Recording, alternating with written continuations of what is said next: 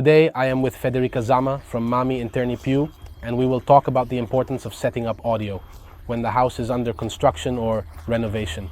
Hi Andrea, and thank you for inviting me here to talk about sounds and acoustic systems. Well, let me start by saying that I graduated in architecture in London many years ago and worked as an interior designer for 10 years in London and then had a brief stint in California. So I will definitely be better at telling you what happens abroad compared to Italy. But let's say that when a client relies on me for the renovation of an interior of a house, they want my guidance. I start right away. I address the topic of sound from the beginning, even before talking about materials and finishes, because every house has a sound, a noise based on its location. Think about how a house in the city sounds compared to one in the countryside. And then if we think about materials, first of all, the flooring, wood sounds different underfoot compared to a tile. After this, I definitely ask what their habits are, who lives in that house, whether there are elderly people, children. The inhabitants influence the sounds. I think of the case of my grandmother, who has the TV at full volume or the amplified phone. What are their habits? Do they spend a lot of time in front of the television in the living room? Do they play an instrument where they relax? These are very important things to know from the beginning, especially in the structure and layout of the spaces. When I understand the brief a bit, I then introduce the client to one of my collaborators, what in England was called the sound integrator, a sound designer, and together with him, I am able to provide a proper sound project for the house. So it definitely needs to happen in the early phase of the project. You must have seen many facets because you lived in England, then you also lived in the United States. So you must have seen different uses and functionalities of the system being requested. Have you noticed this? Sure, I remember you always telling me that the system is generally requested mostly in the living room because one thinks it is the room where one relaxes watching television. Actually, in my experience, it's not quite like that.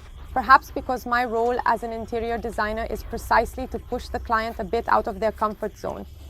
I invite them to reflect on their habits in other places. For example, the bathroom is not just a service room, but generally one is alone in the bathroom, so they feel free to sing, they feel free to listen to the music they prefer. So again, speakers in the shower area or even a television above the bathtub to relax. In America, where the spaces are larger and the houses are more spacious, there was often a room called the man cave, the man's cave, or dance room, media room, let's say. It could even become a home theater, but perhaps we will explore this in another chapter. Let's say that it's the room where men and young people relax after a day out, perhaps maybe have a drink, play games, so gaming is very important, and again, sound has an impact. And they watch a movie. Another room that comes to mind, which I think is becoming increasingly popular here in Italy as well, is a room for drinking, for wine tasting. So often, in a wine cellar, there are full-height refrigerators filled with bottles of wine, other shelves, and in the center, a bar area where one can enjoy a glass, alone or with friends. And here too, sound is important because this is an area where one relaxes, perhaps the pace is slower. So why not include a real turntable, the actual more act of putting on some music and listening to it with the right amplifier. That might also be the moment when there is a more conscious listening, especially related to the turntable and perhaps also to certain times. Just like in the bathroom, because one can be alone and spend a lot of time in the evening relaxing. If one is lucky, they can enjoy a bath, a massage, and also listen to something pleasant. It can be used as a 360-degree relaxation for the mind and body. Actually, I have to say that another room I didn't mention perhaps due to my background, is the kitchen. I have designed kitchens for many years. And in London, I collaborated with what can be described as an excellent wood craftsman. Together, we created custom kitchens. And in those cases, we were often asked to integrate amplifiers into the furniture. This demand was so frequent that the sound integrator became part of the team, and we offered a single package to our clients, a kitchen with fully integrated sound. What types of speakers are most requested from you? Both in Italy and abroad, as invisible as possible, therefore flush with the wall, or as I mentioned before, integrated into the furniture. Maybe the style of the furniture changes, the style of the wallpaper, the upholstery. But yes, they definitely need to almost disappear as if they were inside our walls. That is a fundamental factor, also because our company was founded with that very concept, namely acoustic furniture, which was the old payoff that was later replaced by acoustic wellness, which embraces other wellness concepts in a more holistic way. We practically almost started with flush-to-wall systems, then it expanded into various facets, such as speakers that could be dressed, like the house. So, for example, we might look for the same finish that we have on the walls and maybe put it on the speaker, or look for the fabric and make the cover of our speaker match the fabric of the sofa. This was our main feature that got us started and helped us grow.